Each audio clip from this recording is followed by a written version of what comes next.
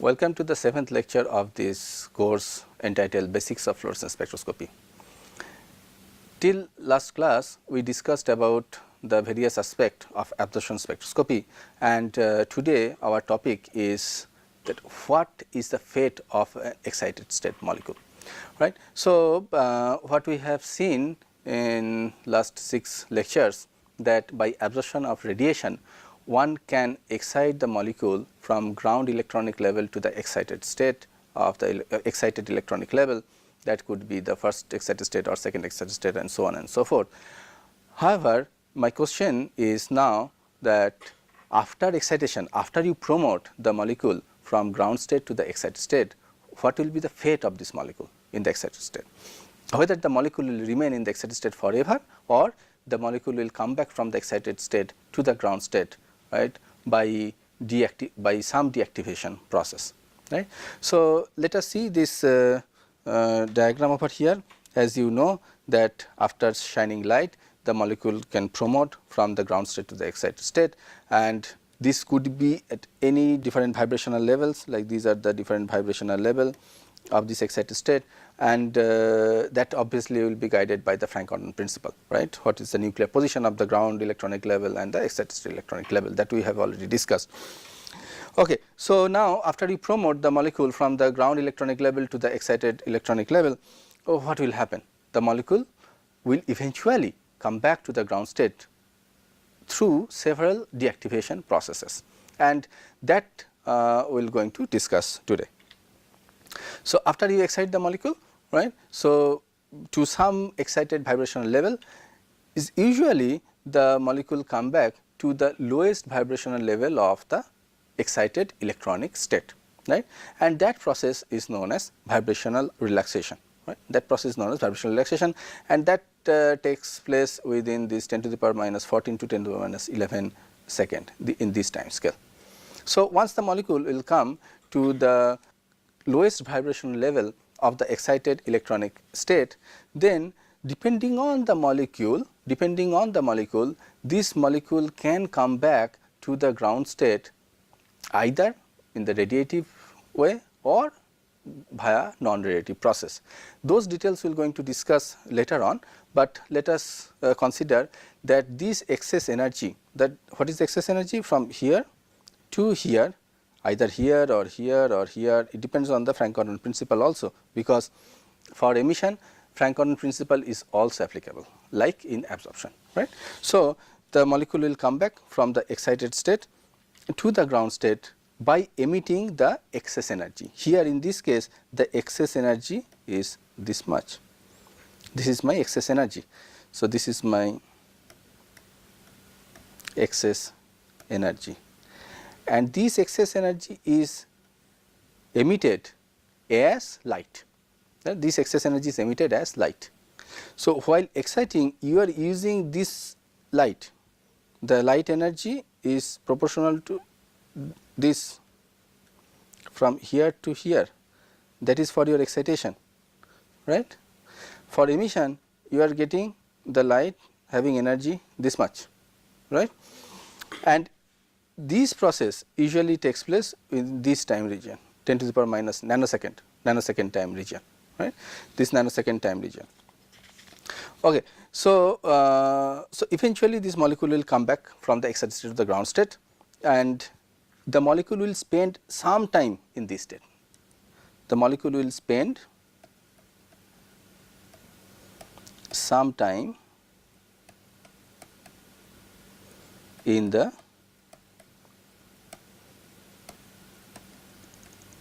excited state.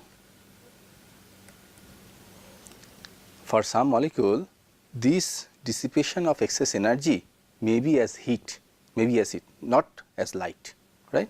So, I can also have this dissipation as heat. So, in this case the molecule will not going to emit a different color of light. Here this color of the excitation, color of this emission are different, right. But in this case of non-radiative transition, there will be no emission of light, because it is just a excess energy is emitted as a heat, right. So, this process is called the radiative transition,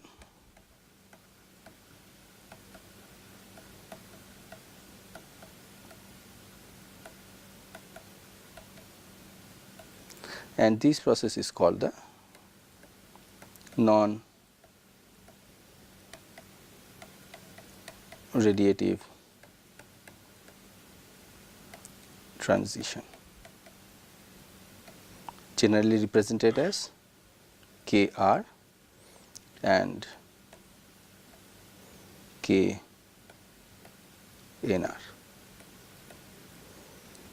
Right. Okay, so let me show you, and after it come back to the vibrational level of this ground state, it will eventually come back to the lowest vibrational level of the ground state, because that is the Boltzmann allowed level, because the energy difference between the two vibrational levels are much higher compared to the energy available at the room temperature. Okay, so now what I wanted to show here is that whether this Frank-Condon principle is also applicable in case of deactivation of the excited state molecule.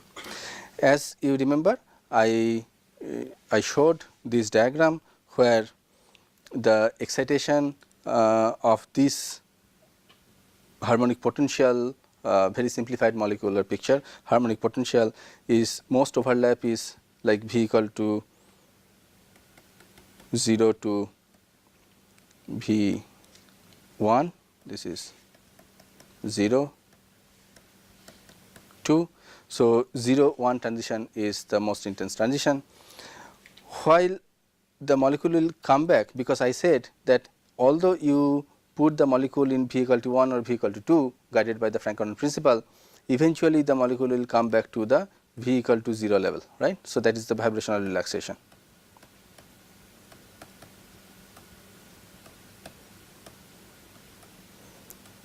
That takes about a picosecond time scale, right.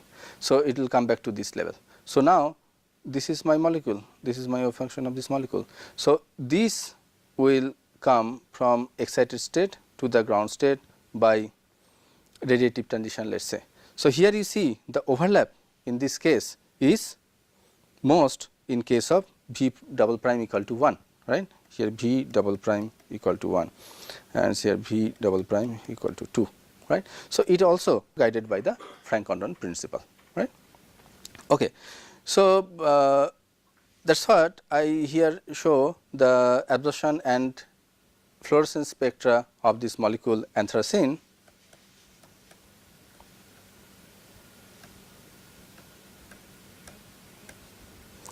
Here you see this is the 0,0 band, right, is less intense than 0,1 band. For the emission again 0,0 band is less intense than the 0,1 band, right. So, now if I put a mirror over here,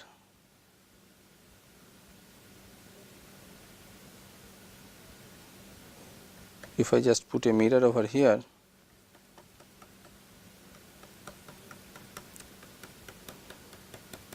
this right hand side looks like a mirror image of this left hand side. So, this is known as mirror image rule, right. This is known as mirror image rule. Okay, that I am going to discuss later. Before that, let me again come to here and let us define few terms here, that as I said that this is vibrational relaxation part, this is emission and this is known as the fluorescence.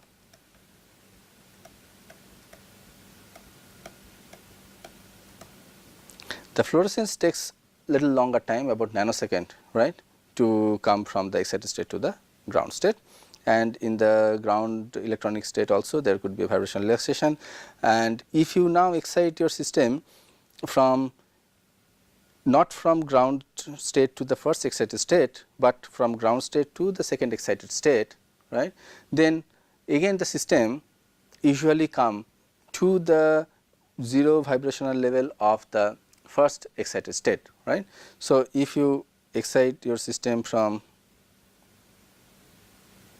here to here, ultimately this system will come to this particular level, and then the emission process will take place, right. All this deactivation process is best represented by one diagram called Jablonski diagram, right, which is given by the Jablonski. So, in this case this S0 is denoted as the ground electronic level, and by the absorption of radiation you can either excite the molecule from S0 to S1, the first excited state, or S0 to S2, which takes a very short amount of time. And then let's consider here that you are exciting your molecule from ground electronic level to the second excited electronic level, and in that second excited electronic level the molecule will come back eventually to the first excited level, and that particular process is known as internal conversion, right, internal conversion, which takes about a picosecond time, and the system may come back to the ground state by emitting radiation. So, this is the radiative type of transition, and that is our fluorescence.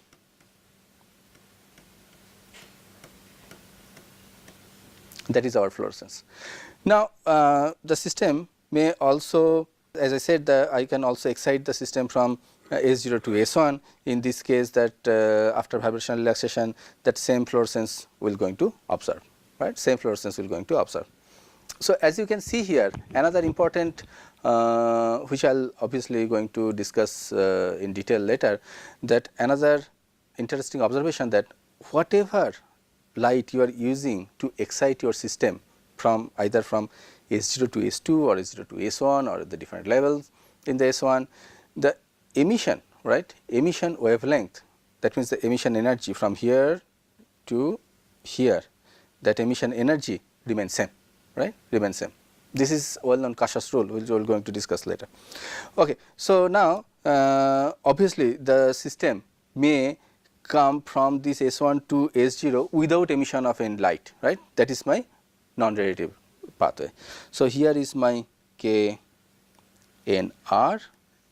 here is my KR, right.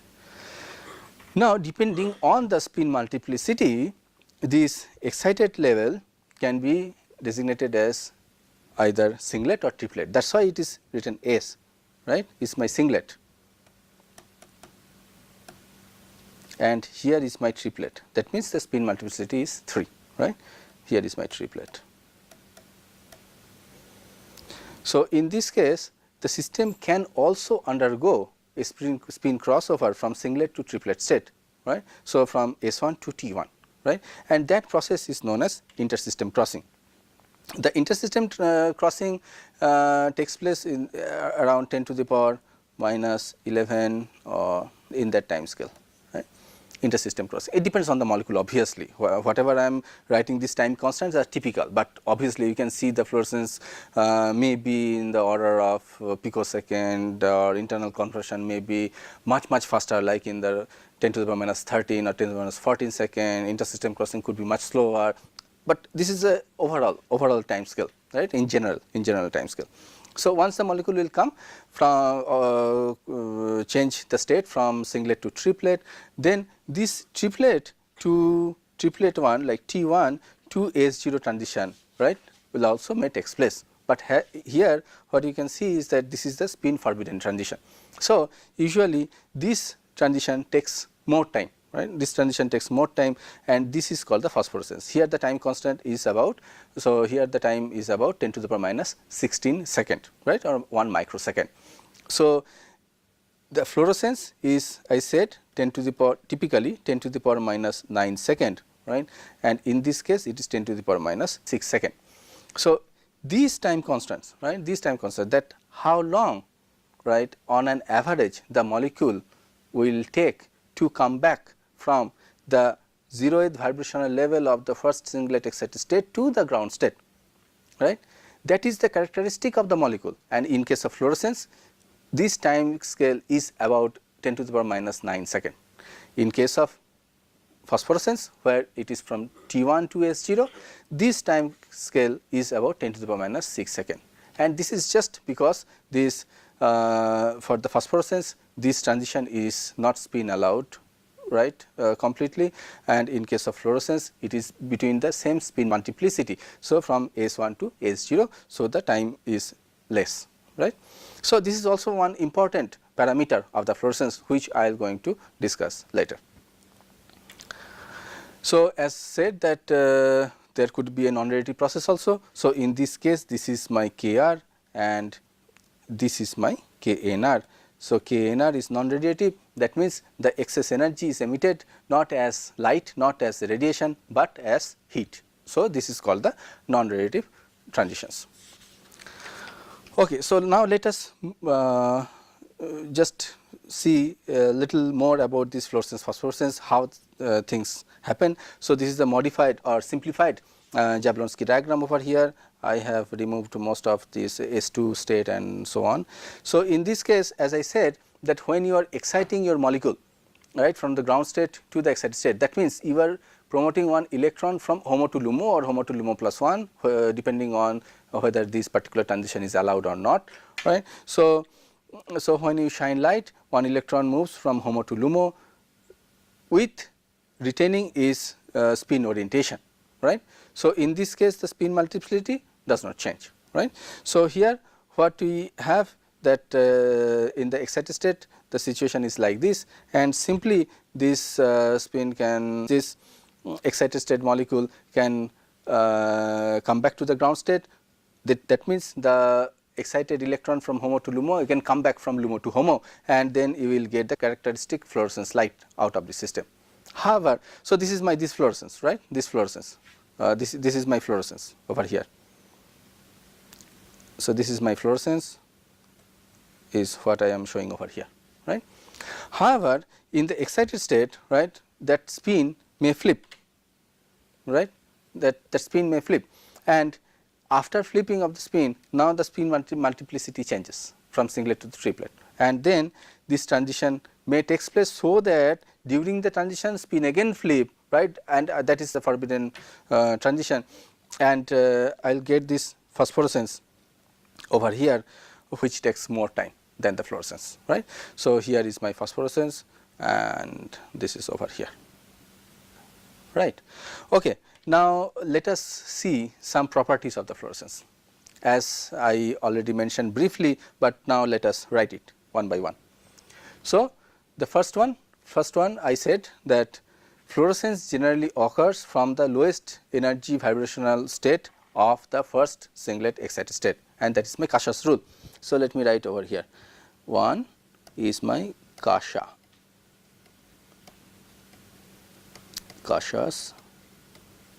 rule. It says that the fluorescence takes place from the 0th vibrational level of first electronic excited state, right. Fluorescence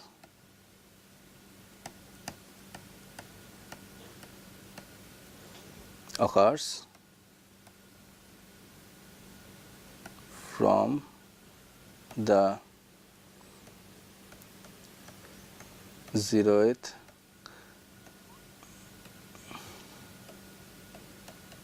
vibrational level of first singlet excited state, isn't it? I already showed you. It means something. It means that, okay, over here, whether you are exciting here, emission comes from here. Whether you are exciting here, emission comes from here. You excite here, emission comes from here. Same energy level, right? It means that emission spectrum does not depends on the excitation wavelength, right? So, now let me write my second point over here, that emission spectrum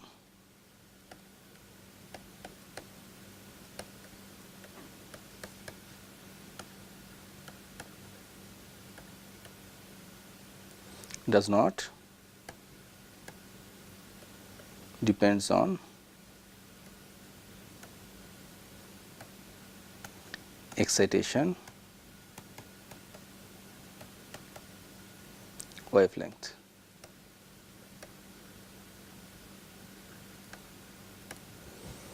So, better I explain you this what is emission spectrum then, right. So, what is emission spectra? You know the absorption spectra, right. This is the plot of absorbance versus wavelength, right. So, let me give you this spectrum once again. So, this is my absorption spectra. Let us say this is my molecule present in my sample cell,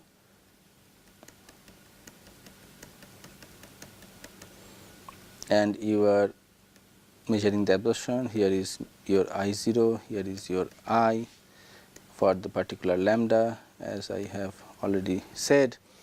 So, then A is equal to log I0 by I for this particular lambda. So, this is a function of lambda then, right. So, a plot of A versus lambda will give you the absorption spectra of the sample, right. So, let us say this is how it looks like. So, when you excite over here, so you are exciting from the ground electronic state to the first singlet excited state. So, this is my S0 S1 transition, right, and in this case this is my S0 S2 transition, right. So, if I now draw the molecular energy level over here, so here is my ground state, there are some vibrational level, this is my first excited state, some vibrational level, this is my second excited state, some vibrational level. So, this is S0, this is S1, this is S2, right. So, you excite from here to here, so you get this one, right. Let us say that lambda 2, you excite from here to here, you get this one lambda 1. So, lambda 2, lambda 1, right. As there are several vibrational levels associated with each electronic level. So, these peaks are not sharp, as I said, right. In the atomic case we will get a sharp line, but in this case we will not get a sharp line, right. So, this looks like a absorption band, right, and these corresponding maxima, these are the maxima, this actually corresponds to the each transition over here, right. Okay. Now, you can excite this molecule either here or here, either in the S2 or in the S1, and then eventually the fluorescence will come, right. So, when the fluorescence will takes place from here, that is the lowest vibration level, from here either at this location or at this vibration level or at this vibration level, because all are all somehow allowed, right. The Frank-Condon factor may be different, but there will be some factor. So, it is possible that the fluorescence will also come from 0 vibration level of the first singlet excited state to some different vibration level of the ground electronic state, right. So, the color, the wavelength of this emitted light is not one, right, it could be many, it could be many. So, this is now if you somehow measure the intensity of emitted light versus wavelength, then for different wavelength the intensity will be different, and if you plot it, what you will going to see, the intensity is very low, that means no light is coming at this region. Probably here you will get some maxima over here. So, this one is my, let us say, lambda 3. So, that means whether you excite here or excite here, this emission characteristic emission maxima is my lambda 3. So, this is the plot of intensity of emitted light versus wavelength is known as the emission spectrum of this molecule. So, this is referred to my emission spectrum.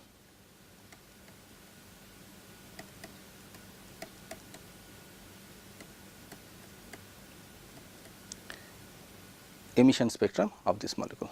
So, this emission spectrum does not depends on excitation wavelength, whether you are exciting over here or over here, this emission spectrum will remain same. This is obviously there is some exception, but this is a general rule, right. Okay. So, the third one is again will come automatically over here, as you can see that this absorption guided by the Franck-Condon principle, emission is also guided by the Franck-Condon principle, but emission takes place from the 0th vibrational level. So, that means emission wavelength, emission maxima is rate shifted or in the lower energy compared to the absorption maxima, right, and that is called the Stokes shift, right.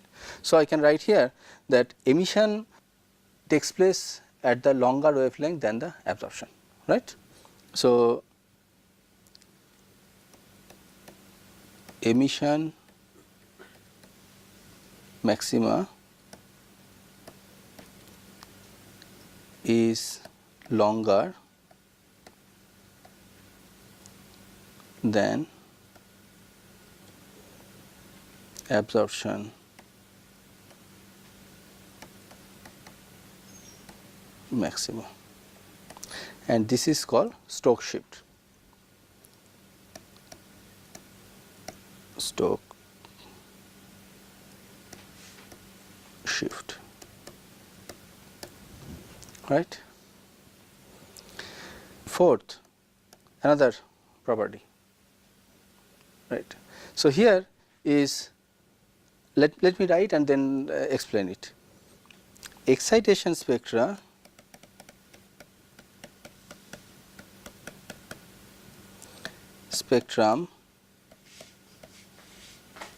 is same as absorption spectrum. What does it mean? It means that this absorption spectrum and this excitation spectrum. Let me first explain what is excitation spectrum. Excitation spectra is that you measure, you monitor the emission at a particular wavelength, right, and then scan the excitation wavelength. So, what I want to say is this, let us change the color.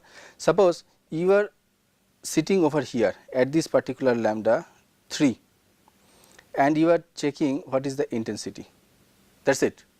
However, you are changing the excitation wavelength. Earlier, to get this emission spectra, you have excited the system, right, either at lambda 1 or lambda 2, but now what you are doing, you are changing this lambda continuously, right. So, in this case what you are doing that intensity at lambda 3, that is what you are monitoring, versus lambda excitation. Then the dependence or spectra whatever you will get will be very similar to this absorption spectra, right. You will get a peak at lambda 1, you will get another peak at lambda 2 and so on. So, this is the fourth property, that excitation spectra is same as absorption spectra. Why it is like that and whether we can prove it, that we will going to see later. And the fifth one, the final one is 5, is emission spectrum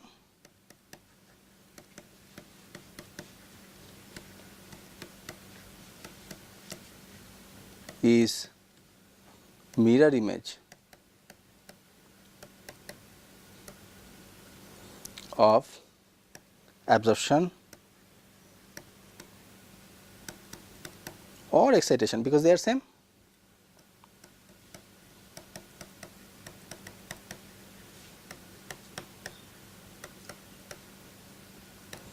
Right, that is what we have already seen, right, we have already discussed.